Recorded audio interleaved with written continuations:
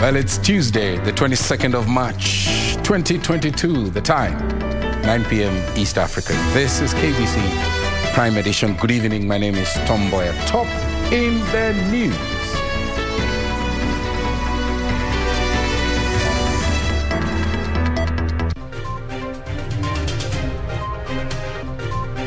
MPs reject proposals to disclose the source of campaign funds. Deputy President William Ruto says his track record in government places him way ahead of PAC in race for presidency. Kenya marks World Water Day with calls on government to award environmental conservation champions.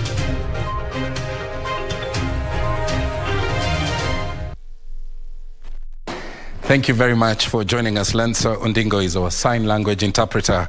On our social media platforms, you can join us at KBC Channel 1. My Twitter handle is @Mboya24, hashtag Prime Edition. Welcome to the program. Straight to our top story. Deputy President Dr. William Ruto says that he has a track record to prove he has capability to be the country's 5th president. Ruto, who took the Kenya Kwanza campaigns to Narok County, said his opponents have nothing to show for the time that they've served in government. The deputy president was speaking at a rally to launch the gubernatorial bid of former CAS Patrick Tutu, who is vying on a UDA ticket. JJ Curia opens our coverage tonight with that political story.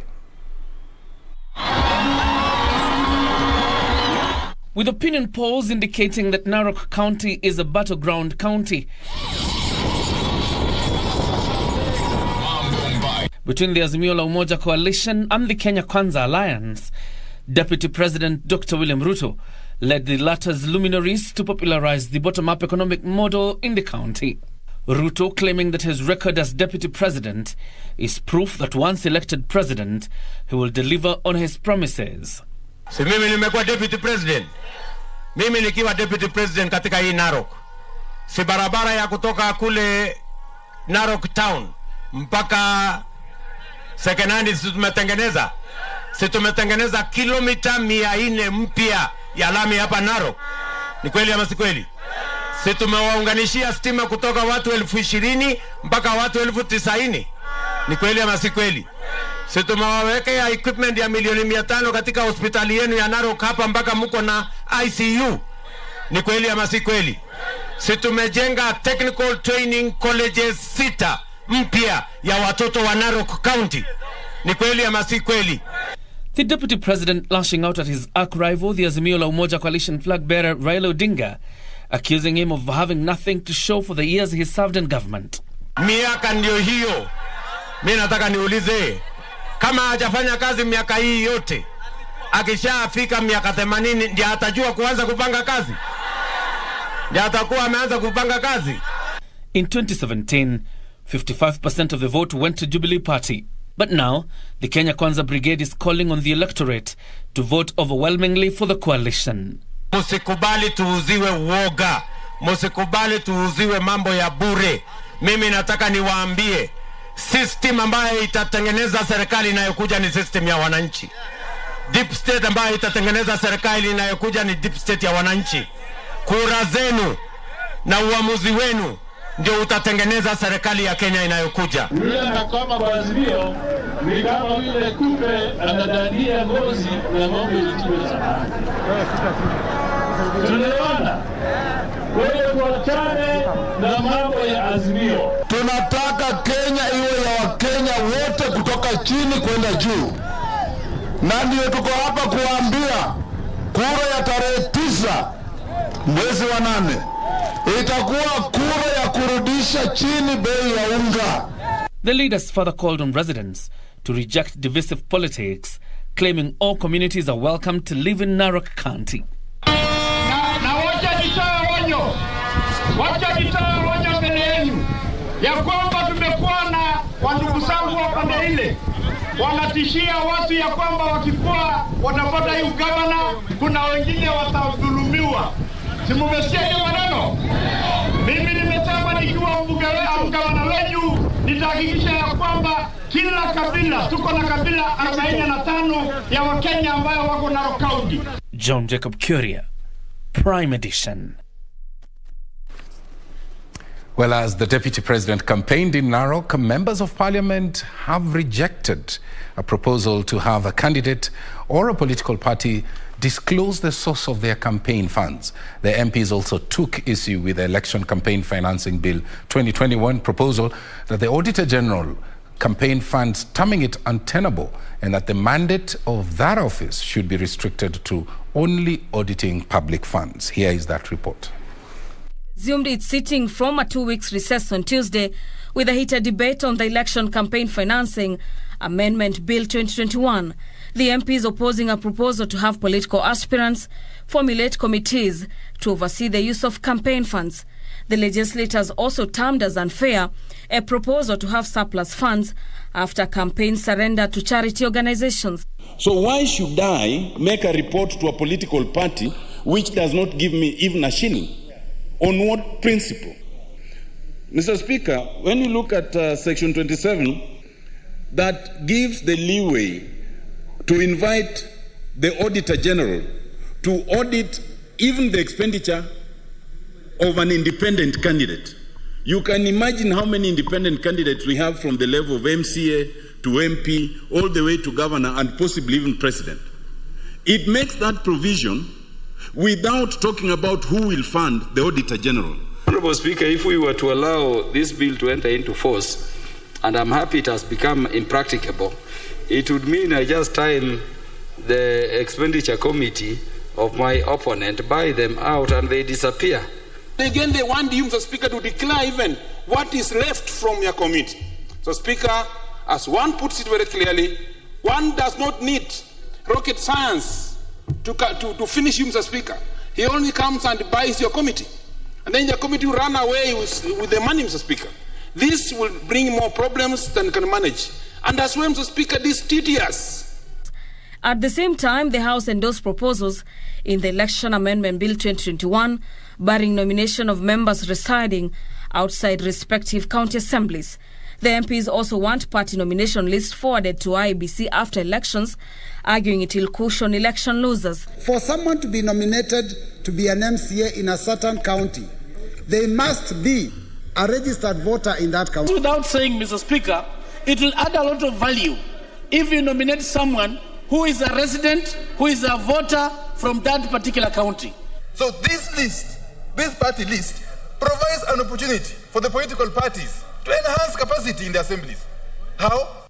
Meanwhile, the Senate, which also resumed its sitting on Tuesday, began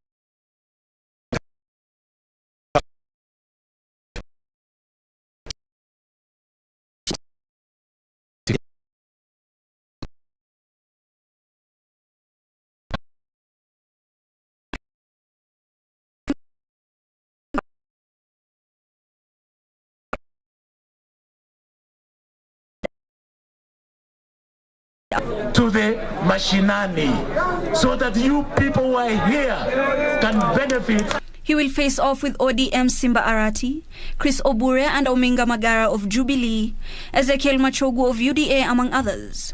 CS Eugene Wamalwa, who attended the event, said the Azimio affiliate parties are not competing but complementing each other. Na Azimio la umoja kwa nyumba ya baba kuna vyumba vingi. Kuna chumba cha ODM, chumba cha Jubilee, kuna chumba cha DAP. Na sisi kama Azimio affiliate parties, we are not here to compete with each other.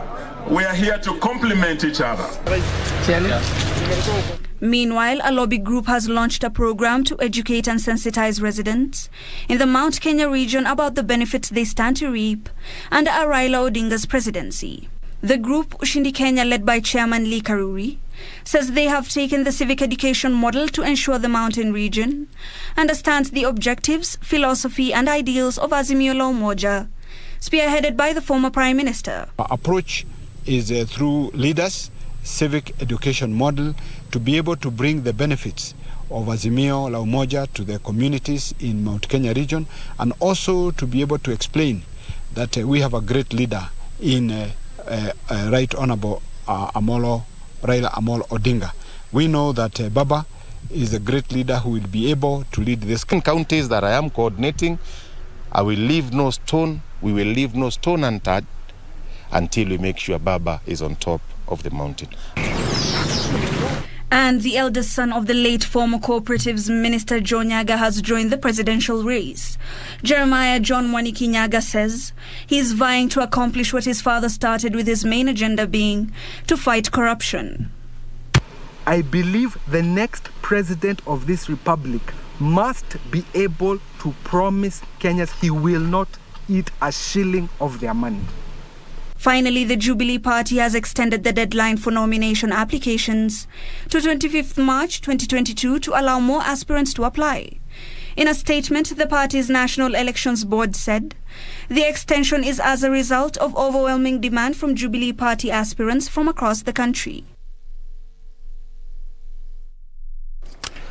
Well, our coverage of the election preparedness continues with 5 months to go. Remember, time to avoid past mistakes, shrinking, and now the National Cohesion and Integration Commission is urging Kenyans tonight not to allow political competition to undermine the country's peace and security. NCIC Deputy Director Gillian Nyambu says that the Commission is fostering unity and harmonious coexistence among various communities as the 2022 poll draws closer. Ben Chumba is on that story.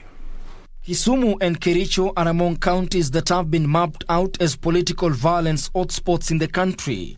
Ahead of the next August 9 polls, NCIC is conducting a sensitization program in the regions to educate locals on the need for peaceful coexistence. Kila baada ya mikutano huo tunaenda uchaguzi. Na hatutaki tutumie kitu cha uchaguzi kama sababu ya sisi kuvurugana, kama sababu ya jamii moja kuambiwa iondoke ielekee jamii nyingine. La hasha.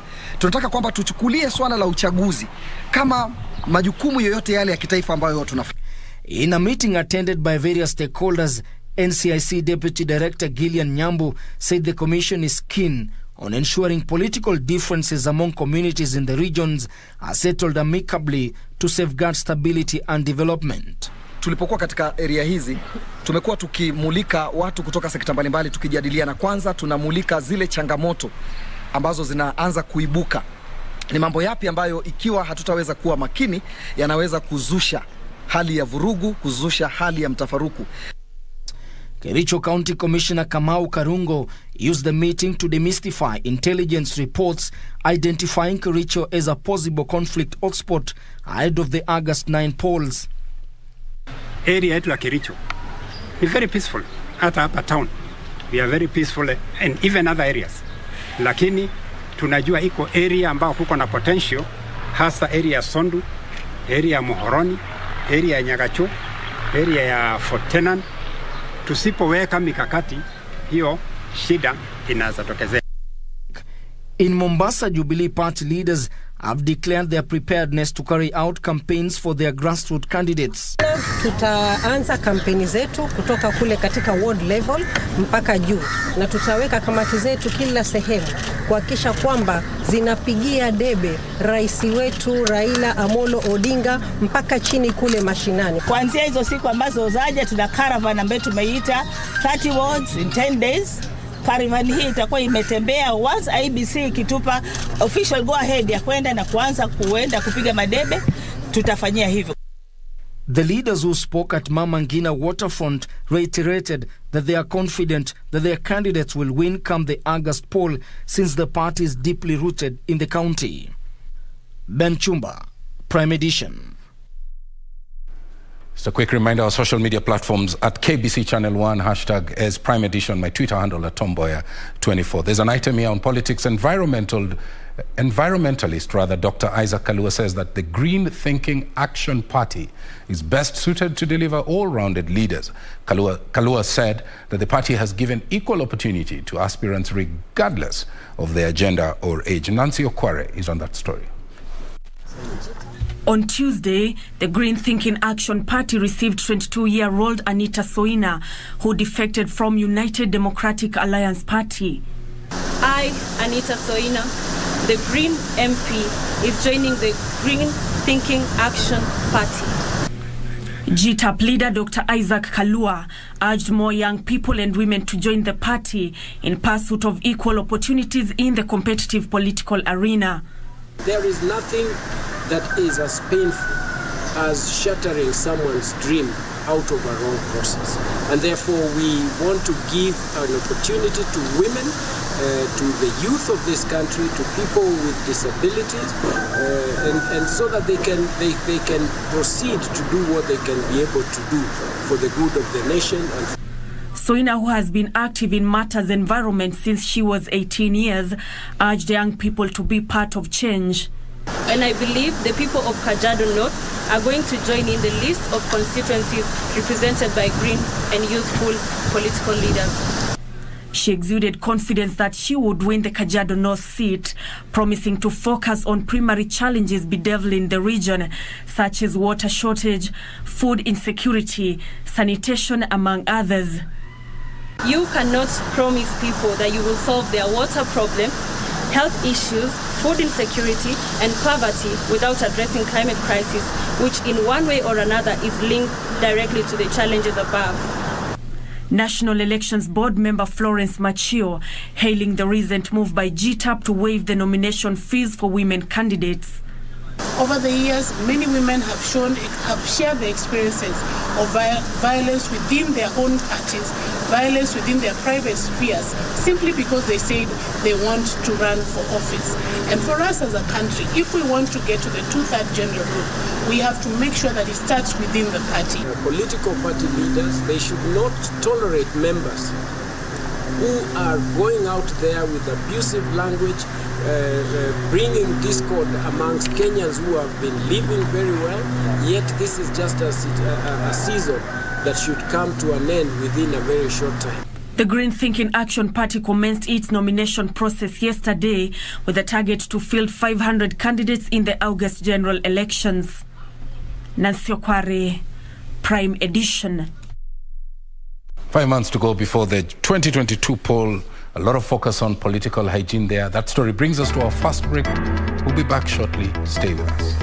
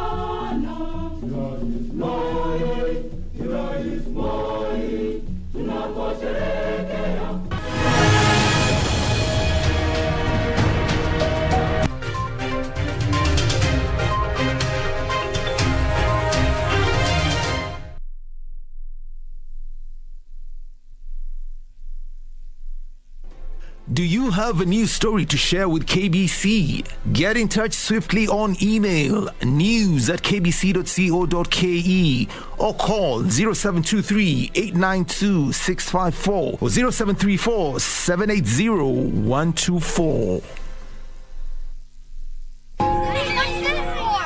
Nilipoanza kukohoa, kuhisi maumivu kwa kifua, uchovu mwilini, joto jingi mwilini, kutokwa na jasho jingi usiku, kukosa hamu ya chakula na kupoteza uzito haraka. Nilipimwa hospitalini, kabainika nilikuwa na TB. Nilianza matibabu ya TB mara moja. Nilimeza dawa zangu bila kukosa kwa muda unaofaa, kama nilivyoshauriwa na daktari.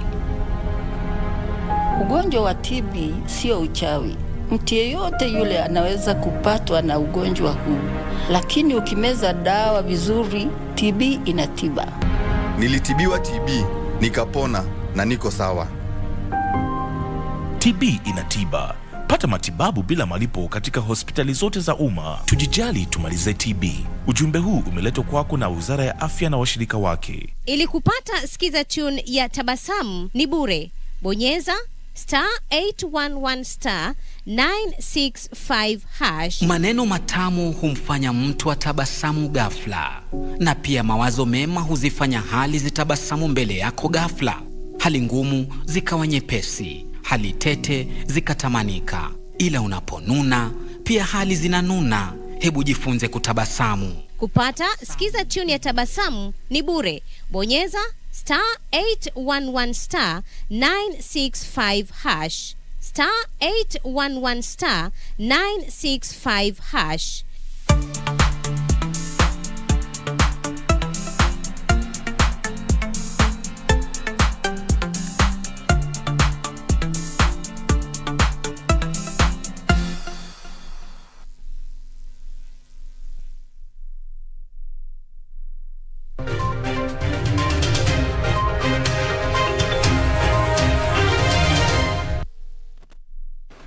Welcome back to the program at KBC Channel 1, #Tom Prime Edition, and my Twitter handle at Tomboya24. Let's move on now. The Water Resource Users Association has called on the government to adopt a document dubbed Green Certificate that will be awarded to individuals who champion efforts to conserve and preserve the environment as well as water catchment areas. Speaking in Ngong, Kajiado County during the celebrations to mark World Water Day, WRUA chairperson Gideon Spire raised an alarm over the low water levels in springs in the country. Timothy Kipnusu is on that story. On Tuesday, conservationists gathered to take stock of the gains made in efforts to save Kenyans' water towers. Kama kila mtu anaweza kubali kupanda miti, akubali kupata certificate kama hii, it means wale watu bilioni 7 wakikubali wote kupanda miti, hiyo ni miti mingi sana. They urged counties to recognize the input of environment champions who have devoted their life to the war against climate change. So the government has put in place laws to govern the communities in protecting rivers, protecting forests, and the way to cultivate land so that there is no soil erosion. The World Water Day was marked at a time when millions of Kenyans are struggling to access the scarce resource owing to severe drought. Our main mandate as LUA is to volunteer to make sure that people have clean water and enough for each and everyone. Water Resource Users Association says water scarcity is not unique to Kenya. Tunahofia kwamba tukiendelea na this rate kwamba kutakuwa na changamoto za kukosefu wa maji katika eneo hili. 2 billion people around the world have no access to safe and clean drinking water. Areas such as Baringo County have for years been adversely affected by perennial drought. Many residents are forced to travel long distances in search of water. To mitigate the effects of drought, the Baringo County government recently sunk a bowl for residents in Kwale village, Baringo South.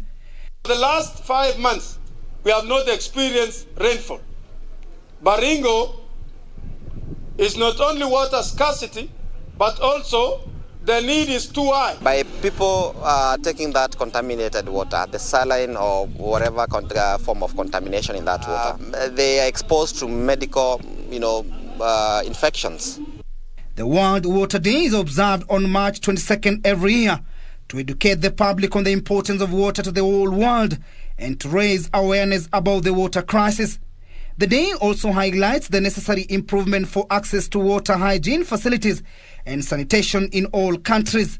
The theme of this year's celebration is underground water, making the invisible visible. Even as Kenya joins other countries in the world to celebrate and commemorate World Water Day, the challenge that has been put on the spot to the Ministry of Environment, together that with the Ministry of Water, is to ensure that they deal decisively with those who are going against the laws that have been put in place in ensuring the water catchment areas and the rivers are protected. Timothy Kipnusu for Prime Edition, Kajiado County. Very well. A section of members of parliament from arid regions want government to increase supply of relief food and fodder for livestock in drought-stricken areas. Led by Wajir East Member of Parliament Rashid Kasim, and legislators also want the government to fund the Kenya Meat Commission to enable it undertake a livestock take-off program in the arid and semi-arid regions. I beg your pardon. Hakuna mtu ambao anaweza kuishi bila maji duniani. Sisi tuko bila maji. Mangasa hakuna, hii ukame ni zaidi sana. Ahmed Hussein, a resident of Mandera East Sub-County, is worried of losing his entire livestock to drought this year. Hussein is among hundreds of residents who depend on livestock for a living. Due to the ongoing drought, they are traveling for miles to get water for livestock and domestic use. Serikali wetu waziri wa maji yote ambayo inauzi hapa, tunataka kuomba tutatue shida yetu iko hapa. Sentiments echoed at Parliament by Wajir East Member of Parliament Rashid Kasim, who claims lives have been lost due to the ongoing drought. Arid and semi-arid counties are 23 in number. They have not been rained for the subsequent 2 other seasons. And what we have realized is that today as we speak, most of these sub-counties have reported death of people. In this county, it's about 1 month or so ago when we have reported in places of Wajir East and other counties of Tarbaj and some other parts of Wajir West. So for anybody to suggest that there was no death, I think he's misrepresenting the figures that are on the ground. Samburu County MP Maison Leshomo and her Samburu North counterpart Alois Lentoimanga calling on the Special Programs Principal Secretary Nelson Marwa to increase supply of relief food in arid areas. Hakuna mtu sahihi Msamburu akona mali, akona ng'ombe, akona mbuzi, akona chochote ya mali. Yote zimeisha. Watu wamekimbia kutafuta nyasi, wamekimbia kutafuta maji na zote zimeisha. Ile inabaki sahihi. Na nataka kuambia pia sasikise vizuri. Hakuna haja kuongea juu ya ofisi, afadhali angekuwa anaanza kutembea kwenda kujionea mwenyewe ile area bile ziko. Pastoralists are really ravaged by prolonged drought. Most animals are out of Samburu North, out of Samburu County. They have gone as far as Isiolo, Mount Kenya, Nakuru, Nyandarua. Na zile zimebaki zimeisha, zimekufa kabisa. Carcasses are all over the place. This as Samburu County government distributed 700 Somali camels worth 48 million shillings in Samburu East Sub-County. The county's executive member in charge of agriculture, Benedict Lentumunai, says the camel distribution program will help boost the region's milk production. Watu watasaidika sana na tunawahofia kwamba watapata maziwa kila wakati. Wakiweka mzuri, kushunga, sio kuuza, hii ngamia itakuja kusaidia Wasamburu sana. Geshoki Washira, Prime Edition. Well, concerns there being aired by various people across on the erratic rainfall that may drive high assistance needs in the year 2022. Moving on, media organizations have been challenged to end gender bias and provide a conducive environment for women to ascend to leadership positions in the newsrooms. During celebrations to mark the 40th anniversary of the Association of Media Women in Kenya, seasoned women journalists were tasked to mentor upcoming journalists to help them curb the exodus of women from newsrooms. Here's that report. According to Association of Media Women in Kenya, the number of female journalists joining the media industry is usually high compared to their male counterparts. However, within a short while, the young ladies exit newsrooms to pursue other interests. We want newsrooms where women are not leaving the newsrooms prematurely because of sexual harassment. And the worst part of sexual harassment is where people use their power their power to manage the women, their power to prey on vulnerable, on very desperate people who are looking out for a job. The number of journalists, female journalists joining the newsroom is very high, but somewhere we disappear somewhere. When you look at career progression, then you realize that there is a problem. Gender bias has been cited as the major cause of this exodus, as media organizations make no or little effort to support women ascend to higher positions. Have we done enough as media stakeholders to support women in the media? Don't answer me, wait. What more can be done, and who needs to do? It's very key for them to be able to just pick this policy, look at it, and see how they can reduce the numbers of sexual harassment, because part of the main reasons why we don't have very many women that actually can continue with their careers in journalism is because of sexual harassment within the newsrooms.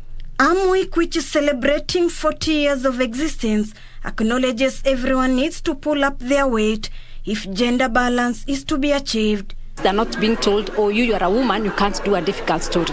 We want women supported to grow in their career, to become the important journalists covering important subjects.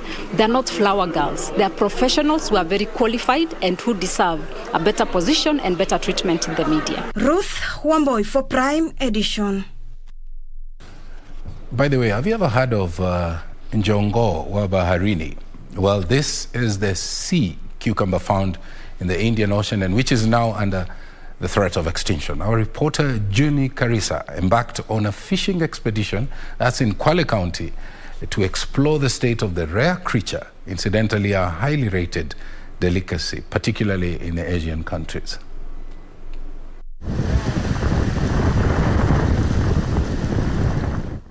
Increased ocean acidity in surface water along the Kenyan coastline has threatened the extinction of coral reefs, a critical hub of the rich oceanic biodiversity.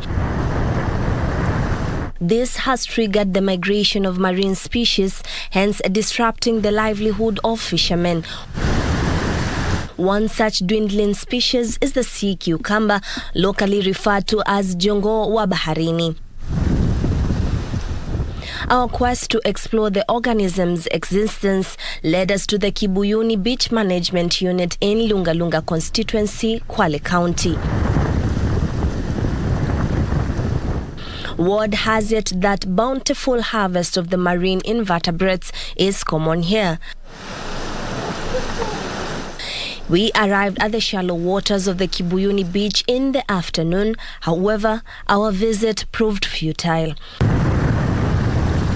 After 7 days, just on the onset of the spring tide, we made our way back at the crack of dawn to join the fisherfolk during their routine expedition.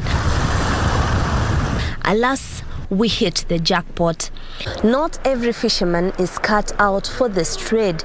It requires a special skill set, but most importantly, a keen eye deep within the sea. Weza kukanyaga hapa mzako akapita yule ambaye ana utaalamu zaidi akachukua maji, lakini wewe huwezi iona kwa sababu yanajizika chini hivi kama muogo. Basi tunaona akiji sehemu kama hivi kimetokezea, ukiwa mtaalamu tunajua hapa kuna jongo limejificha. Sasa washika tu kama hivi mchanga ukatoa. The ocean has sustained the livelihood of Abdallah Kimosha's family, a renowned sea cucumber fisherman who has been in it for the past 29 years. Kimosha says customers' preference for freshly harvested cucumbers triggered him to learn the trade. Kanunua kwetu sisi wa bichi, akipika na muangalia. Nikimwangalia mpaka nikipata ule uzoefu wa ile kazi. The more peculiar the omnivorous species' leathery skin is, the more expensive the catch. Its value addition process requires a not so technical approach. Nenda chini ya bahari kama hivi, utakuta sehemu ambayo iko na maji, na yaosha vizuri, nachukua brush na yapiga, na yatoa mchanga ulio ndani ili yasiweze kupata, maana ule mchanga ndio unaharibu. For Bakari Mohammed, the COVID-19 pandemic hit the business hard, forcing fishermen to lower their prices.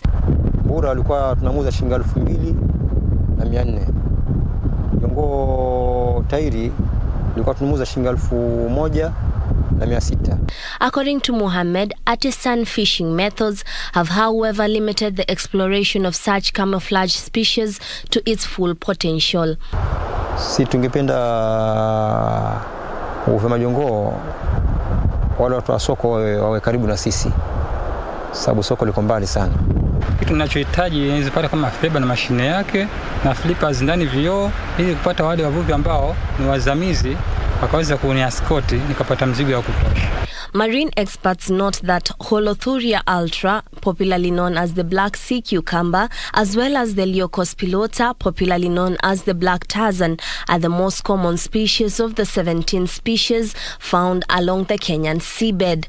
These sea fish are a delicacy in the Asian countries, particularly amongst the wealthy, as they are termed as a nutritious high-protein meal. East Africa Director of the Coastal Oceans Research and Development in the Indian Ocean, David Obura, says overexploitation of the species has depleted its population. There's been a lot of research and also fisheries development work for sea cucumbers in the Pacific and in Southeast Asian countries, and there I think it focuses around hatcheries, so artificially raising the young of sea cucumbers, releasing them into the sea so they grow, and then being able to harvest them. I think the biggest shield for our coastal areas is to make sure that we restore our mangroves. That's a natural shield for us. We are calling this process a co-creation process because it cannot be done by only one entity. It has to be all of us as partners. If the middleman is taken out of the equation, or better yet, if the trader deals directly with the fishermen, imagine the fortune that awaits these fishermen venturing in this trade. Juni Karisa Mbele from Kibuyuni, Lunga Lunga constituency, Kwale County. The music industry has been thrown into mourning following the demise of the founder of Mwema Brothers Orchestra. Elsewhere, a family in Echinja Ward, Lurambi constituency in Kakamega County is also mourning after their 3-year-old child was struck by lightning. This and other stories in our county roundup.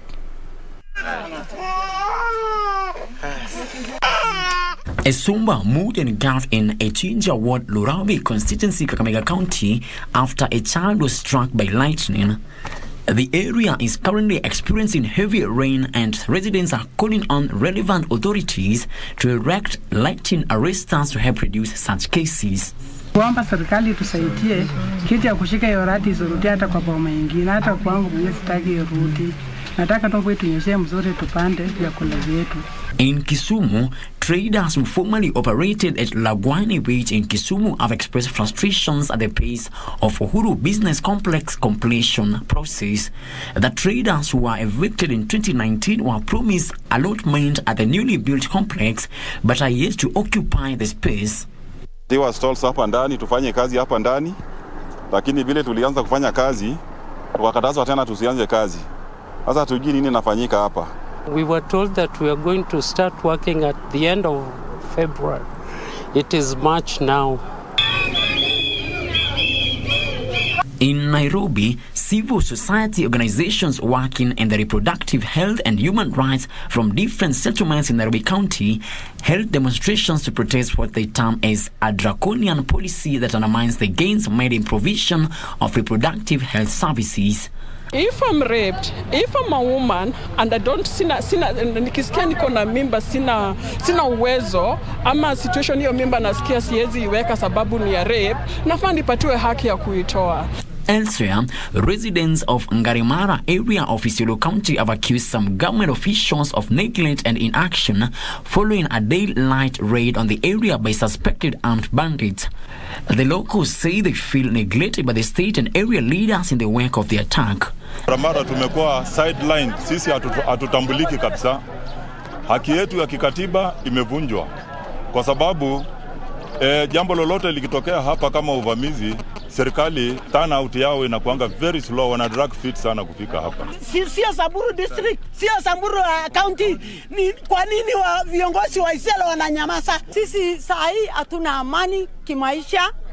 And a section of university graduates and youth in Nakuru County is protesting against rising unemployment in the country, demanding youth be given priority when they seek opportunities in the county and national government. We want to be involved, and that trickles down to even the people who will be employed in that office. So we are asking those campaigning and going for political seats, if we are giving you our votes, what are you giving us in return? Amani Kwanza. In Kiambu County, Amani Kwanza and alternative dispute resolution groups who champion for peace have joined hands to conduct civil education in Kikuyu, Kiamba and Kabete constituencies. Person who make any utterances that will lead to conflict or lead to war or violence should actually be taken to court and should be prosecuted in accordance with the law. Finally, the music industry has been thrown into mourning following the demise of the founder of Mboya Brothers Orchestra.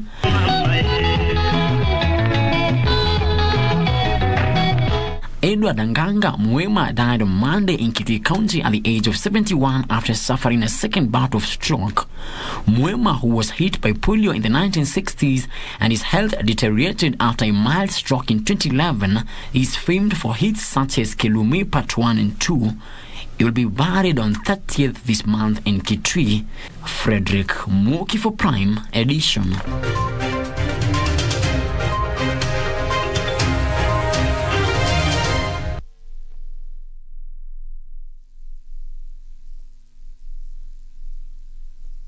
Nilipimwa hospitalini, kabainika nilikuwa na TB. Nilianza matibabu ya TB mara moja. Nilimeza dawa zangu bila kukosa kwa muda unaofaa, kama nilivyoshauriwa na daktari.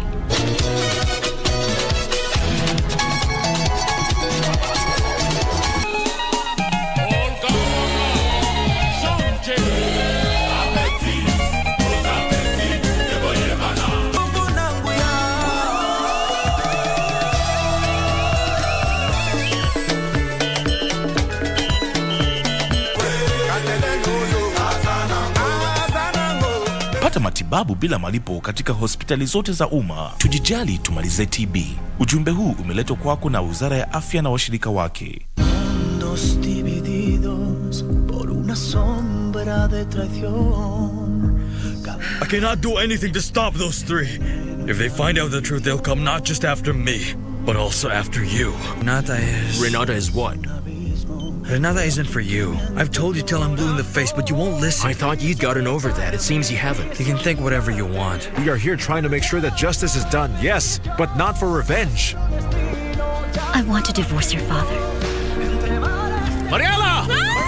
Mariela! Lying heart. Fue sembrando el veneno y la ambición.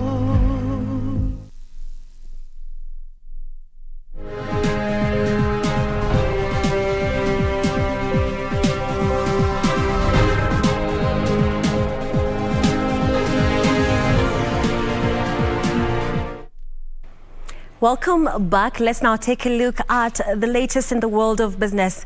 My name is Carol Jenga. Now, the Kenya Plant Health Inspectorate Services has stepped up field audits and facility inspections for avocado traders eyeing the Chinese market. KBC says this is expected to unlock the export opportunity of locally grown fresh avocados valued at more than 110 million annually. Report, the volume of avocado exports increased from 70.3 million kilos in 2020 to 84.5 million kilos in 2021.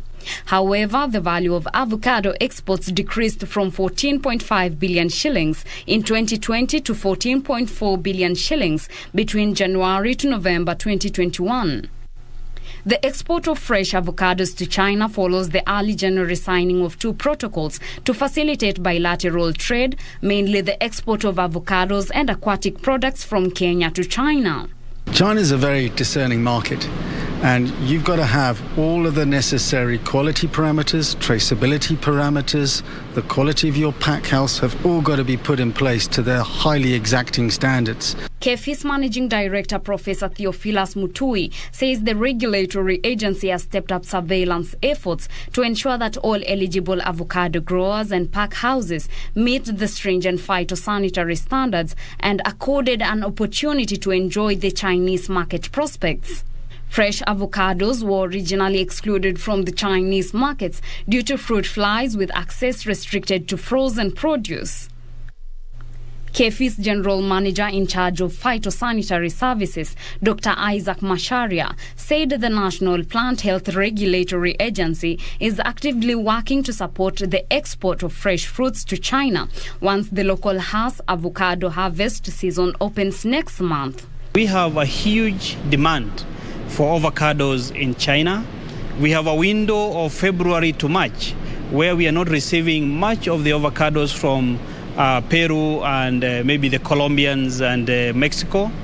This is a window which Kenya can be able to utilize. As part of its mandate, KEFIS will also undertake stringent pre-shipment inspection for all containers before they are exported to ensure the compliance with the Chinese plant health standards. Reporting for Prime Edition, I am Teresa Mutai. More than half of Kenyans are using 2 or more digital lending apps, a factor that is set to be crippled following the new regulations set by the Central Bank of Kenya on the sector. Tala user researcher manager Teddy Kahiro says the digital lending players remain steadfast in providing one-stop-shop lending services to cater to the gap in the market. The digital lenders have until August this year to register their operations with the Central Bank of Kenya following the publication of new regulations. Of players in the Kenyan market, with more than 300 digital credit providers in the country so far. Due to this, the sector has been flooded with rogue digital loan providers, with cases of customer harassment and unscrupulous loan rates skyrocketing. Digital lenders now say there is a need for policing, noting that many Kenyans are opting for digital loans. There's a gap of there's no one stop for a digital lender. Hey, I'm able to get this for my expenses, for example, for the business expense, or I'm not able to get this for utility, or I'm not able to get this loan for school fees. They say with the revival of the economy, more Kenyans are seeking other sources of employment, which are mostly financed by digital lenders. Why do we have regulations today? Meaning that there are people who have been taking advantage of the fact that there is no regulation and have been mistreating customers and not having empathy on the customers. So with regulation, then that comes with taming the industry and ensuring that we able to sort of comply. There is a rule in which we can comply. Digital credit providers, however, note that Kenyans are still exhibiting poor financial literacy levels, with a majority of Kenyans having at least 2 loans at a time and consider digital loans as part of their income. And, taking that, there have been a lot of challenges that we have seen even through the report. Then what is the role of digital lenders in continuing to educate the public? Digital lenders now say there will be a reduction in the number of digital lenders due to the new regulations published by the Central Bank of Kenya. Hibak Said for Prime Edition. Equity Group says it restructured loans worth 188.2 billion shillings in 2021, representing 32% of its total loan book. The lender says it will continue restructuring loans on a case basis to cushion exporters and players in the agriculture sector in light of the Russia-Ukraine war and the prevailing high cost of production in the agriculture sector. The bank's chief executive, James Mwangi, has told investors the bank posted a 40.1 billion shillings post-tax profit during 2021 financial year. Exporters to Russia and Ukraine are reeling from the ongoing conflict and subsequent sanctions imposed on Moscow by Western countries. This has seen exporters miss out on the 10 billion shillings worth of horticulture sales to Russia. Equity Bank says it plans to restructure loans of the affected exporters and farmers to cushion them from further losses. Russia has brought in another dimension, and we see that the cost of reading index is likely to be affected by wheat and oil as some of the consumer basket. With the rising cost of fertilizer, The lender says it will increase investment in the agriculture value chain to support the sector, especially during production. Equity has resolved 30% of its book must be in agriculture or food in agriculture. Speaking at an investors meeting, Equity Group Chief Executive James Mwangi has announced that the bank posted a 40.1 billion shillings post-tax profit for its 2021 financial year. This represents a 99% year-on-year growth. The growth was driven by high interest income that increased by 25% to 68.8 billion shillings, driven by growth in loan book to 587.8 billion shillings, up from 477.8 billion shillings, and growth in government securities investment to 394.1 billion from 217 billion, and a 2.7% drop in non-performing loans. Profits before tax have gone up by 134%, while profit after tax have gone up by 99% to hit 40 billion shillings. Customers' deposits grew by the same margins to 959 billion shillings from 740.8 billion shillings.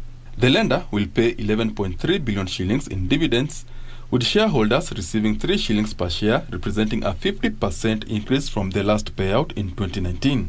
Benson Rioba reporting for Prime Edition. That is how we wrap up business news for tonight. My name is Carol Jenga, but before I go, here is the county fact file, and tonight we are featuring Kwale County, and later on, sports updates.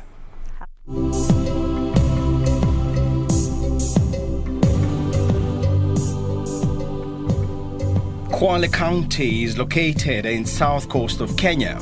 It borders the Republic of Tanzania to the southwest and the following counties, that is Taita Taveta to the west, Kilifi to the north, Mombasa to the northeast, and the Indian Ocean to the east.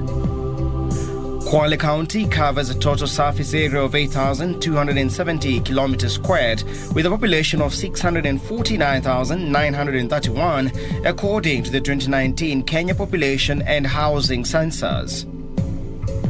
The county's capital is Kwale Town, which is located 30 kilometers southwest of Mombasa and 15 kilometers inland. It borders the Shimba Hills National Reserve. Other major towns include Ukunda, Msambweni, Kinango, and Lungalunga. Kwale County is populated mainly by the Digo and Duruma, who are among the 9 sub-communities of the Mijikenda that dominates Kenya's coast region.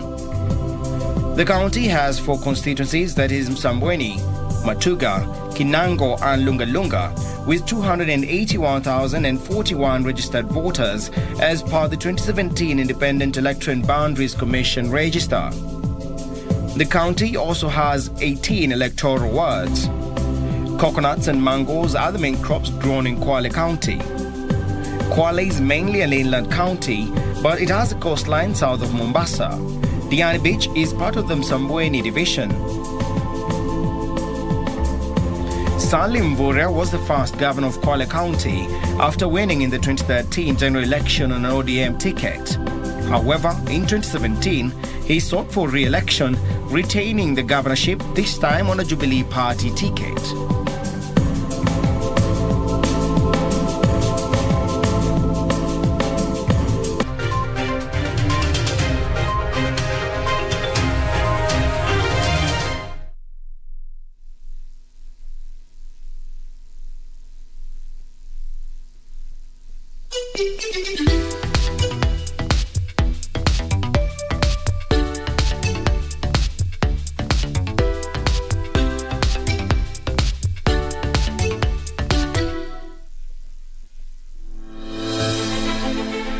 Are you an aspiring candidate in the upcoming general elections? Do you want your agenda and manifesto to reach your voters effectively? At KBC, we have the most comprehensive and credible online platform that has profiles of all prospective candidates. Log on to www.kbc.co.ke/2022 aspirants and let Kenyans know more about you, your past achievements, your manifesto, and your development agenda once you get elected to office. office. What's more, the website is easy to navigate. We will create your profile, post pictures and short videos with your campaign messages at affordable hosting fees. Log on to www.kbc.co.ke/2022 aspirants today and establish your brand authority as we lead towards the forthcoming general elections.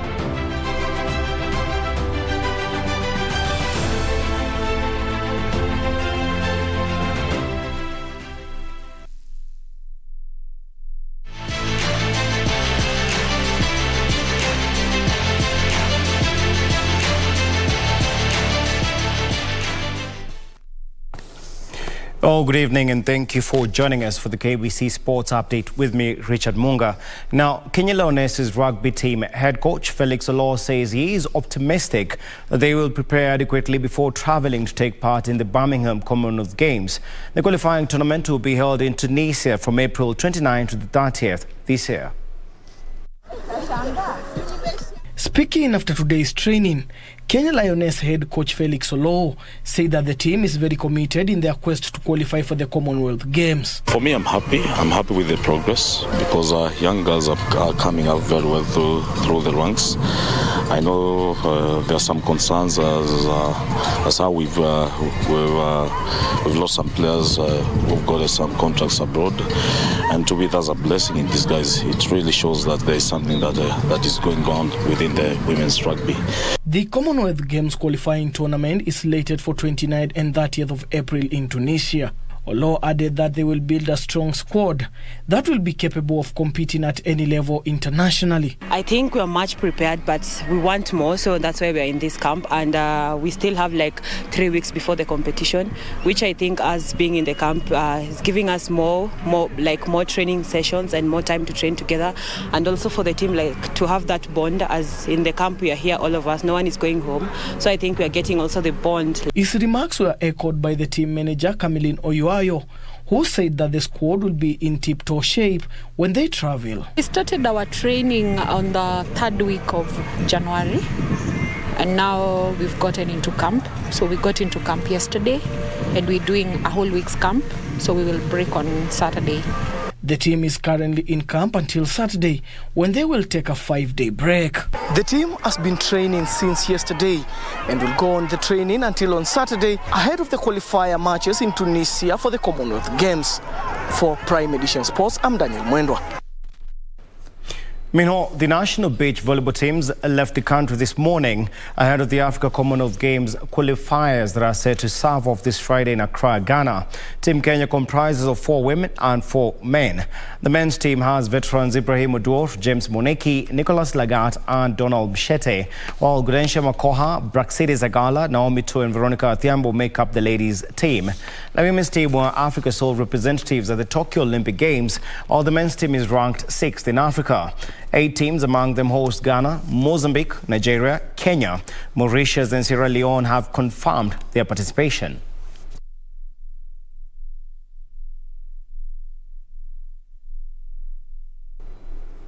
And the National Olympic Committee of Kenya Athletics Commission 2-day workshop ended Tuesday at the Kenyatta University Conference Center.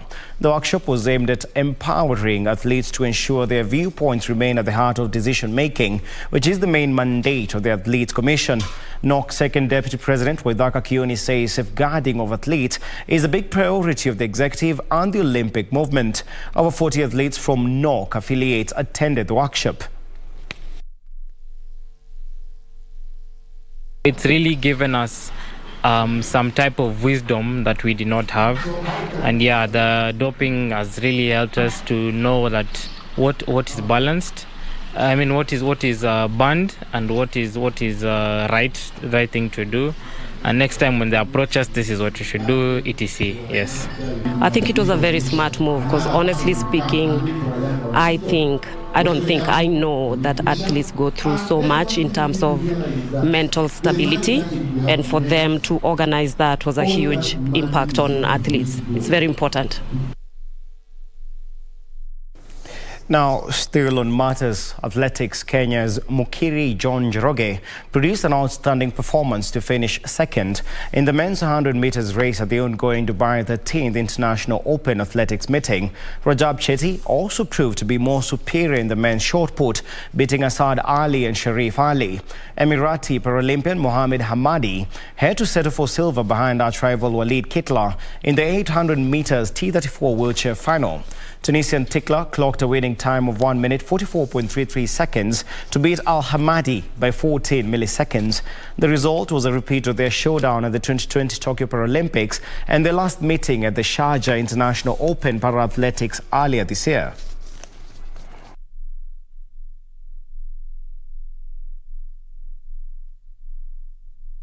Now to a bit of basketball, where LeBron James top scored with 38 points for Los Angeles Lakers on the way to a triple-double in their 131-120 win over his former side Cleveland Cavaliers. Also, Kevin Durant scored 15 of his 37 points in the third quarter as the Brooklyn Nets beat the Utah Jazz 114-106 for their sixth victory in 7 games. Monk, the former Hornet, back to Reeves.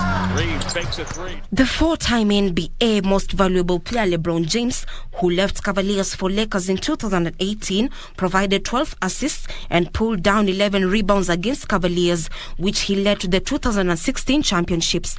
Lakers clinched a 131-120 victory, which was their second win in the 6 games.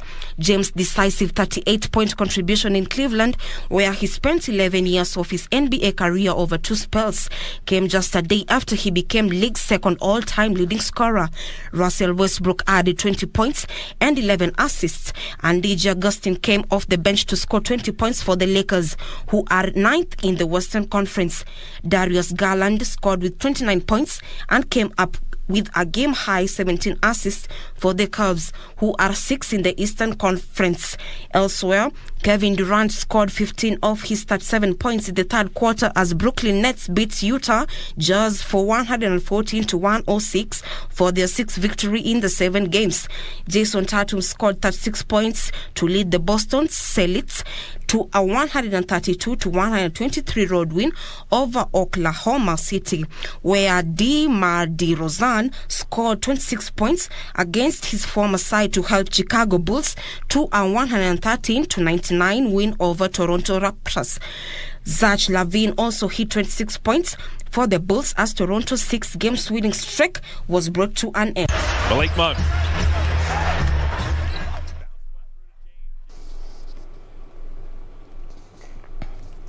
Well, now, as always, for all the stories that we had for you tonight, as well as other sports updates, remember to log on to www.kbc.co.ke.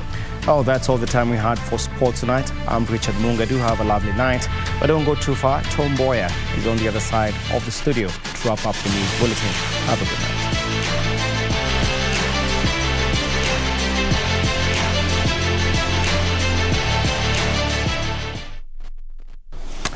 Well, that's all we had time for on the day that the COVID-19 positivity rate stood at 0.4%. No new COVID-19 related death reported. On behalf of KBC Prime dedicated team, I want to thank you for watching. My name is Mboya. Good night from Nairobi, Kenya.